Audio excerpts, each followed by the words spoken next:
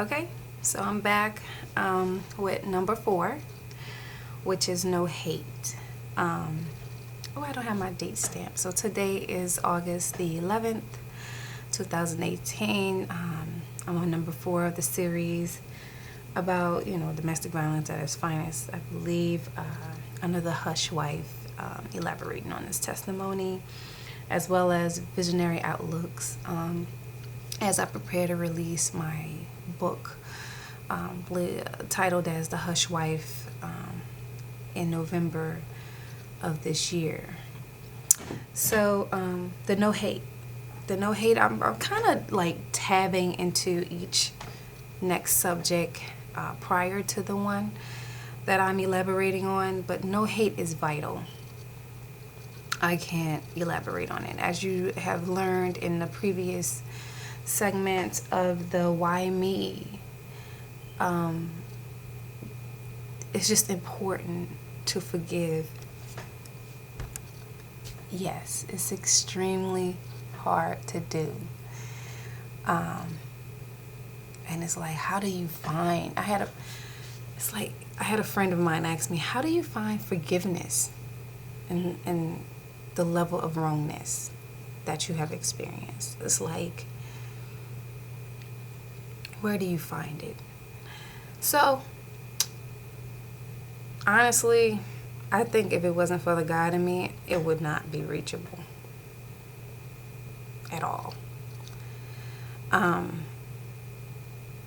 And I can't say, like a lot of people say, I went to church for all my life and stuff like that. And sometimes they say, some of the preacher kids are the worst kids, etc. Whatever.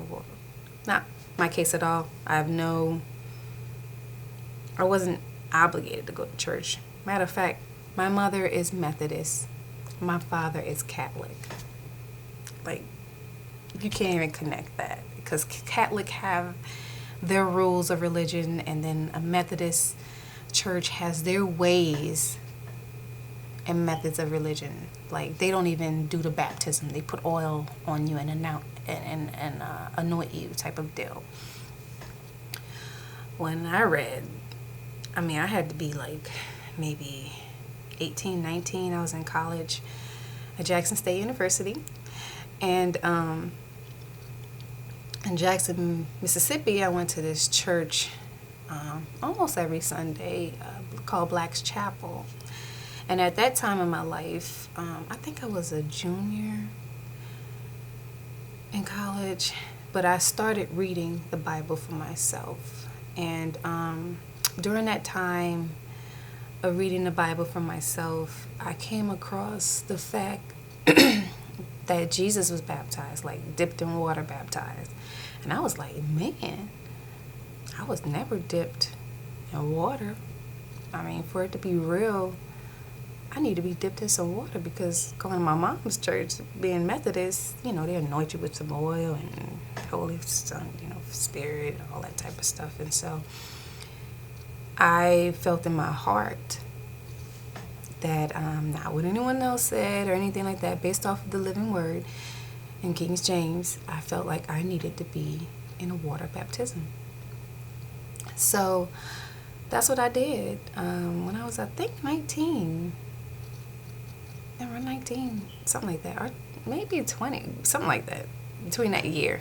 I know it was the beginning of the year, so I was either one of those ages. It was like January or February or something like that. But I went ahead and signed up to be baptized, because I felt like I hadn't been baptized, based off of me reading the Bible myself. But reading the Bible myself, I believe in those young ages, in my young adulthood, I started to establish my faith, my real faith. I've always believed in God, of course, and had my take on religion, but I started understanding, love, and God is love, and your heart, and stuff like that. So during that time, being young, I started getting some clarity on some things, and we're making decisions, better decisions, and stuff like that. So That's what I did. Now, to get back to the point of the no hate, I just wanted to go ahead and reestablish some of my foundation on where I am with faith, just so you can know that a lot of my decisions and my faith and my groundingness, me being grounded, isn't from what someone else said or how it should be. And I think that's important when you are looking for answers from someone and you want to know where they stand. You know, educationally, when people are trying to get answers from therapists or people like this and that, it's not necessarily all of the education. They had to go through certain experiences to make them so well informed. You know, that's why some jobs take experience over academics, because the experience will most likely prevent error. You know, because you learn by doing, not so much by someone else's doing. I believe in that sometimes. I mean, it's good to have the academic base. I'm not, knocking that. But you still have to go out into the field and internship and do these types of things to get a feel for it, to better understand it anyway. So all this does is just show that the experience of things sometimes are much more grounded than just knowing of them, So, my take on hate is, hate goes with fear and insecurity and just inner anger that has to be released through forgiveness. There's no other way. You're going to have issues going forward. You're going to have serious consequences, and it's not a form of punishment from God. That's important. Like I said prior, it's not a form of punishment. It's literally the consequences of having hate, because it's not God-like at all. And I know this is a real spiritual session that I am going through right now, but it's imperative, because you are going to have these challenges. Your challenges are going to be much harder, because you're going to have challenges regardless. I mean, if you're a fighter, if you're destined for greatness, if you're designed to be any type of representative of a positive outlook towards life or living towards a greater purpose, you can't have that type of thing in your heart or in your mind, because you think differently. You don't understand things, and honestly, some things you're not going to understand. Dealing with all of this, I figured out that it's some things I would never understand, and I accept that. And that's important, because the whys and the whys and the whys are always going to be there, with different scenarios, different issues, different things, different relationships. But your whys aren't always supposed to be answered. They're not designed for your way of thinking, depending on where level of thinking you're in and at, And if you're maturing correctly throughout your lifestyle, throughout your life, from young adult to, and oh my goodness, from childhood, it's so unfair sometimes. I understand people have a lot of rough childhoods, but as you grow and as you learn to make a living out of those things, it's imperative that when you get to the point of having a constructive mind, that you don't use that hate as fuel. It may have worked in the past because ignorance was related and inside of it, and I'll be honest, I think God gives us certain passes on certain things through His mercy. Yeah. But at the same time, it's only so many times it's going to go. And to be honest, I know that some consequences have really bitten so hard that you have the bruise from them. You have the bite marks still in your skin from them. Let me tell you the analogy I provided to my daughter when I first decided to go ahead and to back out of accepting the things that were going on in my marriage and allowing our children to start accepting them. Because the last thing I need on earth is for my daughter to find someone like her father with these problems, or my son, our son, to behave this way when he becomes an adult. That is like the worst result of this ever.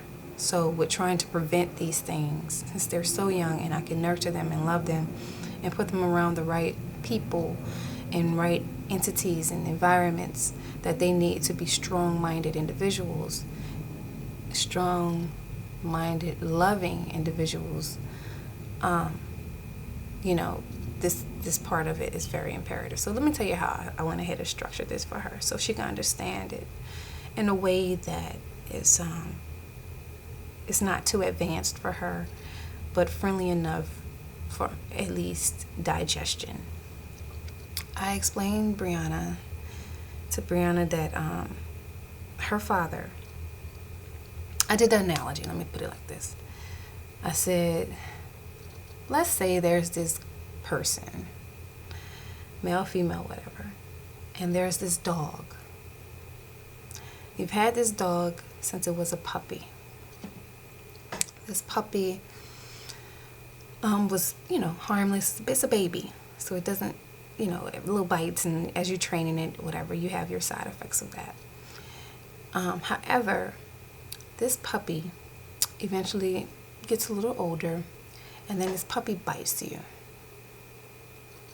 The puppy bites you, but it doesn't hurt. It's more like you were shocked that you got bitten by this puppy, who's a little bit older, but and a little bit bigger too, but you're shocked, but it didn't really hurt, so you didn't acknowledge it as a bite.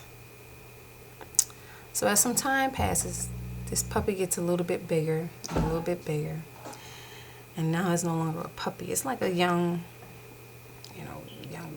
adult, whatever. It's just not a puppy, but he bites you again. And this time, it hurt. I mean, like, you hit the dog and you ran inside and everything. And this dog, you couldn't believe that this dog really bit you. Like, you thought you had established a relationship. You thought you had some ownership with this dog. You thought you were the alpha, at least. And this dog bit you. I mean, it hurt.